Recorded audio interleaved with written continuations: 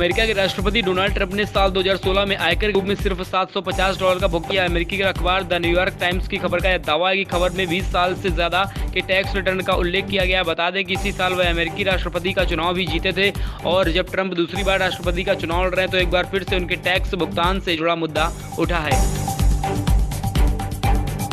दुनिया भर के अधिकांश देश कोरोना वायरस महामारी से जूझ रहे हैं। भारत समेत विभिन्न देश कोरोना के मुकाबले के लिए वैक्सीन बनाने में लगे हुए हैं। इसी बीच प्रधानमंत्री नरेंद्र मोदी ने कोविड-19 की वैक्सीन को लेकर पूरे विश्व में जो आश्वासन दिया है वह विश्व स्वास्थ्य संगठन की तारीफ की है। WHO के प्रमुख टेड्रोस अधानोम घेब्रेयेसस ने प्रधानमंत्री नरेंद्र मोदी के आश्वासन की तारीफ की है। प्रधानमंत्री के आश्वासन दिया है कि भारत कोविड-19 से लड़ रहा है, देशों का मदद कर रहा है, वही अपनी टीका उत्पादन क्षमता को इस्तेमाल करेगा। घेब्रेयेसस ने कहा कि इस महामारी में केवल संसाधनों के आदान प्रदान के जरिए ही हराया जा सकता है। खैबर पख्तूनख्वा ने पाकिस्तान के प्रांतीय सरकार ने पेशावर में स्थित भारतीय सिनेमा के महान कलाकार राज कपूर और दिलीप कपूर के पैतृक घरों में खरीदने का फैसला किया। उनके घर जीर्ण शीर्ष अवस्था में पड़े हुए हैं, उन्हें ध्वस्त किए जाने की नौबत आ चुकी है। ऐसे में उनका संरक्षण के लिए पाकिस्तान सरकार ने उन्हें खरीदने का फैसला किया है। एक अधिकारी ने बताया कि खैबर पख्तूनख्वा के पुरातत्व विभाग ने इन दोनों घरों को खरीदने के लिए उचित फंड देने का फैसला किया है। इन घरों को पाकिस्तान में राष्ट्रीय धरोहर घोषित किया गया है।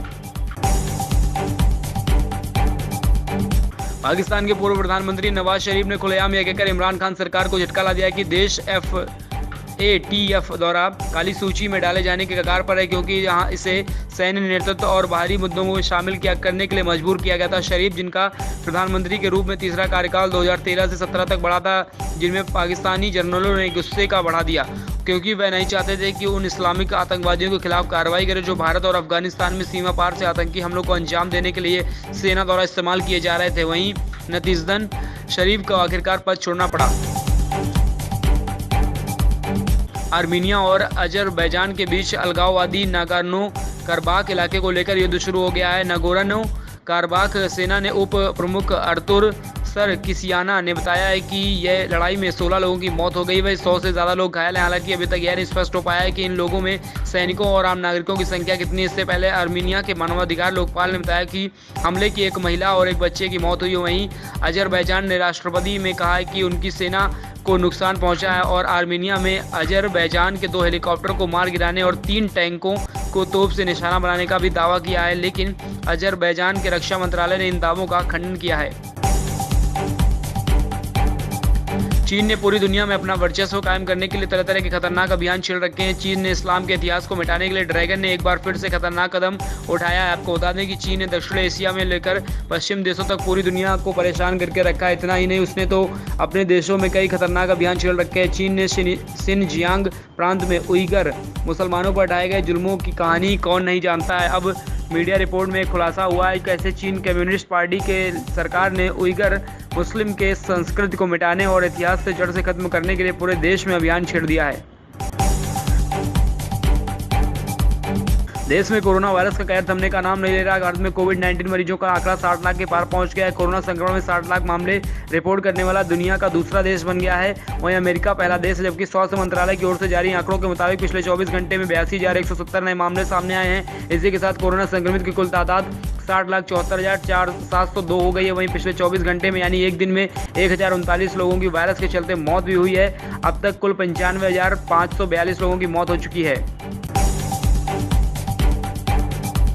पंजाब के मुख्यमंत्री कैप्टन अमरिंदर सिंह द्वारा नए किसान कानून के विरोध में धरना प्रदर्शन करने वाले संसद में बिल पास होने पर पहले ही राज्य के कई राज्यों में किसान इसके खिलाफ विरोध कर रहे हैं। बिलों के संसद में पास होने के लगभग एक हफ्ते बाद राष्ट्रपति रामनाथ कोविंद ने रविवार को इन पर हस्ताक्षर करके इन्हें कानून बनाने की अपनी मंजूरी दे दी। वहीं विपक्षी पार्टियां लगातार इन बिलों को वापस किए जाने की मांग कर रही थीं।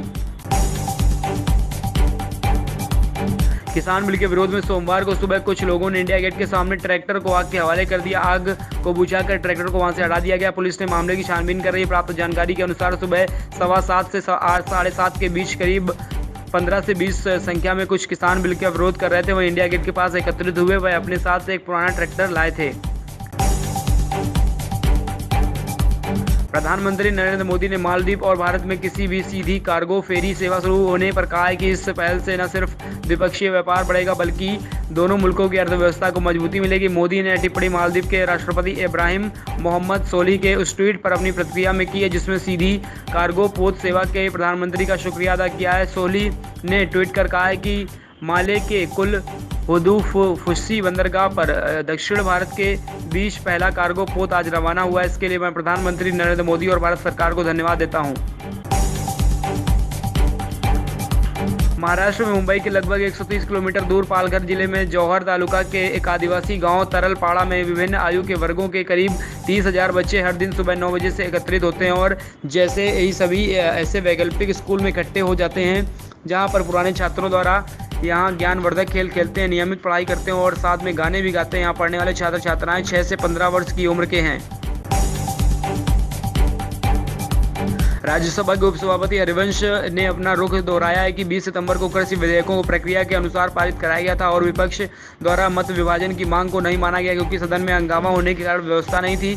इस बारे में आई एक मीडिया रिपोर्ट पर प्रतिक्रिया देते हुए उपसभापति ने कहा कि नियमों और चलन के अनुसार मत विभाजन के लिए 2 चीजें आवश्यक हैं। पहला कि मत विभाजन की मांग की जानी चाहिए, इतना ही महत्वपूर्ण यह भी है कि सदन व्यवस्थित तरीके से चल रहा हो।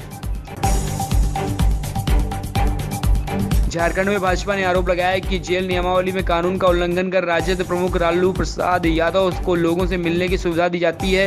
भाजपा के प्रदेश प्रवक्ता प्रतुल शाहदेव ने रविवार को संवाददाता सम्मेलन में आरोप लगाया कि लालू प्रसाद से नेताओं की मुलाकात का सिलसिला जारी है और इस दौरान जेल नियमावली और कानून की धज्जियां उड़ाई जा रही हैं।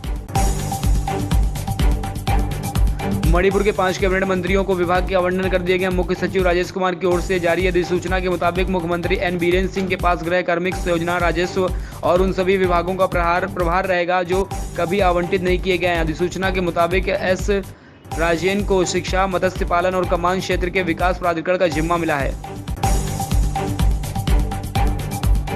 महाराष्ट्र के पुणे में कोविड-19 केंद्र का काम करने वाली महिला डॉक्टर के साथ छेड़छाड़ करने वाले आरोप में उसके 2 साथी डॉक्टरों के खिलाफ मामला दर्ज कर लिया गया है। शिवाजी नगर थाने में एक अधिकारी ने रविवार को बताया कि महिला डॉक्टर ने अपनी शिकायत का आरोप लगाया था जिसके बाद बीते कुछ दिनों के दौरान उन्हें एक बार अनुचित तरीके से छुआ। जब अधिकारी ने बताया कि एक महिला डॉक्टर शिकायत लेकर हमारे पास आई तो उन्होंने कहा कि पिछले दिनों 2 डॉक्टर के साथ उनके कई बार छेड़छाड़ की गई। हमने मामला दर्ज कर लिया, तहकीकात चल रही है।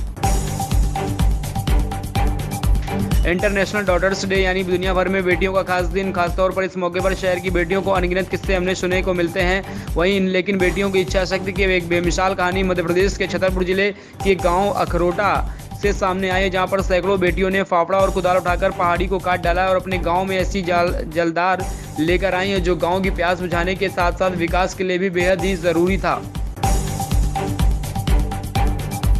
दिल्ली के जहांगीरपुरी पुलिस स्टेशन पर 4 पुलिसकर्मियों के खिलाफ करप्शन के तहत मामला दर्ज कर लिया गया है। इस मामले में एसएचओ को सस्पेंड कर दिया गया है। कुछ दिनों पहले जहांगीरपुरी थाने में 160 किलो गांजा बरामद किया गया था लेकिन कागजों में 920 ग्राम दिखाया गया था। वहीं जब इस बात की जानकारी सीनियर ऑफिसर को मिली तो जांच की गई तो 2 सब इंस्पेक्टर और 2 हेड कांस्टेबलों को सस्पेंड कर दिया गया है।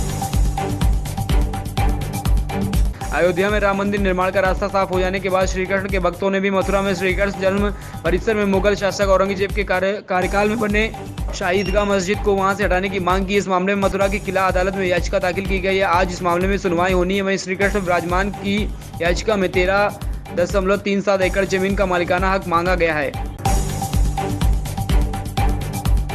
उत्तर प्रदेश पर्यटन विभाग वाराणसी महामारी के दौर खत्म होने के बाद ग्रामीण पर्यटन को विकसित करने के लिए एक बड़ी योजना पर काम कर रहे हैं। आधिकारिक सूत्रों के अनुसार वाराणसी आने वाले विदेशी पर्यटकों को वाराणसी के जिले में गांवों के सैर के लिए गाइड के साथ ले जाया जाता है, खासकर उन गांवों में जिन्हें प्रधानमंत्री नरेंद्र मोदी ने अपने संसदीय क्षेत्र में गोद दिया है और विकसित किया है। उत्तर प्रदेश के कन्नौज जिले में शाम को एक वैन और बस के टकरा जाने से 7 वर्षीय बच्चे समेत 3 लोगों की मौत हो गई है। 7 लोग घायल हो गए हैं। पुलिस ने बताया कि वैन से टक्कर के बाद बस सड़क के किनारे गड्ढे में जाकर पलट गई। बस में 18 यात्री मामूली रूप से घायल हुए हैं। डीजल के दाम में लगातार गिरावट दर्ज की गई जिसके बाद डीजल देश की राजधानी दिल्ली में 70 रुपये 84 पैसे प्रति लीटर आ गया है। हालांकि पेट्रोल के दाम में स्थिरता बनी हुई। तेल विपणन कंपनियों ने डीजल के दाम में दिल्ली में 14 पैसे और मुंबई में 17 पैसे जबकि चेन्नई में 15 पैसे लीटर की कटौती की है। दिल्ली में इस महीने डीजल के दाम 2 रुपये 62 पैसे प्रति लीटर गिरावट आ चुकी है जिससे उपभोक्ताओं में काफ़ी राहत मिली है। रियल कश्मीर फुटबॉल क्लब के डॉक्टर्स डे पर अपने प्रशंसकों ने शानदार उपहार देते हुए महिला टीम का गठन किया है और इस टीम में टूर्नामेंट में हिस्सा लेगी। RKFC के चेयरमैन संदीप चट्टू ने इस महिला टीम की जिम्मेदारी अपनी पत्नी पूनम को। पाकिस्तान के पूर्व कप्तान शाहिद अफरीदी का मानना है कि पाकिस्तान के खिलाड़ियों को अगर IPL में खेलने का मौका मिलता है तो वो इस टूर्नामेंट में काफ़ी कुछ सीख सकते हैं। उनके मुताबिक इस लीग में यह सीखा जा सकता है कि अंडर प्रेशर सिचुएशन में कैसे हैंडल किया जा सकता है। पाकिस्तान के खिलाड़ी 2008 में टूर्नामेंट के पहले सीजन के बाद IPL का हिस्सा नहीं रहे हैं। राहुल तेवतिया ने एक ओवर में 5 छक्कों की आतिशी पारी के दम पर राजस्थान रॉयल्स में 27 सितंबर को इंडियन प्रीमियर लीग में सबसे बड़ा लक्ष्य हासिल करने का अपना 12 साल का पुराना रिकॉर्ड तोड़ दिया है। रॉयल्स के सामने 224 रन का लक्ष्य था, वहीं आखिरी 3 ओवरों में 51 रन चाहिए थे। ऐसे में तेवतिया ने शेल्डन कोटरेल को पारी के 18वें ओवर में 5 छक्के लगातार लगा दिए, जिससे समीकरण ही बदल दिया मैच का। IPL 2020 में नौवां क्रिकेट फैंस को हमेशा याद रहेगा। वहीं मैच में राजस्थान रॉयल्स ने किंग्स 11 पंजाब को 4 विकेट से मात दी है। वैसे तो इस जीत के कई हीरो रहे हैं, लेकिन सबसे ज़्यादा तारीफ हो रही है वहीं संजू सैमसन ने लगातार राजस्थान की दूसरी बेहतरीन पारी खेली, जिसकी वजह से टीम में लगातार दूसरी दर्ज जीत की गई है। वहीं तरफ उनकी तारीफ भी की जा रही है और पूर्व क्रिकेटर गौतम गंभीर ने उनकी तारीफों के पुल बांधे हैं। बॉलीवुड एक्ट्रेस उर्वशी रौतेला इन दिनों सोशल मीडिया पर काफ़ी एक्टिव रहती हैं। एक्ट्रेस अपनी खूबसूरती और फिटनेस के लिए काफ़ी मशहूर हैं। हाल ही में उर्वशी ने अपने इंस्टाग्राम अकाउंट से एक वीडियो शेयर किया जिसमें मुश्किल डांस स्टेप करती हुई नजर आ रही हैं। वीडियो में साउथ इंडियन गाने में डांस की प्रैक्टिस कर रही हैं। प्रैक्टिस के दौरान एक्ट्रेस ने वीडियो शेयर किया है और जब मैं लेडी अल्लू अर्जुन का तरह एक्ट करती हूँ। हिंदी सिनेमा जगत में तुम आ गए हो, नूर आ गया है, नाम से गुम हो जाएगा, चेहरा या बादल जाएगा, ऐसे सदाबहार गानों को देने वाली स्वर कोकिला लता मंगेशकर का आज अपना जन्मदिवस सेलिब्रेट कर रही हैं। लता दीदी किसी परिचय की मोहताज नहीं है। आज उनकी आवाज़ का जादू लोगों के दिलों में कायम है। मध्य प्रदेश के इंदौर में जन्मी लता मंगेशकर ने 30 से ज़्यादा भाषाओं में सैकड़ों गाने गाए हैं। बॉलीवुड में लता मंगेशकर कई माँ बेटियों की जोड़ी की आवाज़ बनी है। बॉलीवुड की डांसिंग क्वीन नोरा फतेही इन दिनों काफ़ी सुर्खियों में है। दरअसल actress dance reality show India's best dancer के जज बनकर नोरा फतेही को शो के दौरान एक बार फिर वीडियो वायरल हो रहा है। इस वीडियो में Nora Fatehi choreographer Terence Lewis के साथ अपने सुपरहिट सॉन्ग्स दिलबर पर रोमांटिक डांस करती हुई नजर आ रही है। वीडियो में नोरा और टेरेंस स्टेप्स फैंस को खूब पसंद आ रहे हैं। वहीं नोरा फतेही इस वीडियो में गोल्डन कलर का आउटफिट पहना हुआ है। बंगाल की मशहूर एक्ट्रेस लोकसभा सांसद नुसरत जहां इन दिनों सोशल मीडिया पर छाई हुई, वह अक्सर अपनी फोटो और वीडियो शेयर कर फैंस के साथ जुड़ी रहती हैं और अपने अंदाज को लेकर हमेशा चर्चा में रहती हैं। वह नुसरत जहां की कुछ तस्वीरें वो वीडियो लोगों का जमकर अपनी ओर ध्यान खींच रही हैं। दरअसल उन्होंने वीडियो और अपने फोटो इंस्टाग्राम शेयर किए हैं जिसमें वह हाथ में त्रिशूल पकड़े हैं, माँ दुर्गा के अवतार में नजर आ रही हैं। नारकोटिक्स कंट्रोल ब्यूरो की ओर से सुशांत सिंह राजपूत केस से जुड़े ड्रग्स के मामले में पिछले हफ्ते गिरफ्तार किए गए फिल्म प्रोड्यूसर क्षितिज प्रसाद ने एजेंसियों से पर गंभीर आरोप लगाए। प्रसाद के वकील सतीश वानशिंदे ने रविवार को बॉम्बे हाईकोर्ट में बताया कि एजेंसी के अफसरों ने प्रोड्यूसर को परेशान और ब्लैकमेल किया। वकील ने बताया कि क्षितिज प्रसाद को पूछताछ के दौरान करण जौहर और उनके टॉप एग्जीक्यूटिव को फंसाने पर जोर जबरदस्ती की गई है।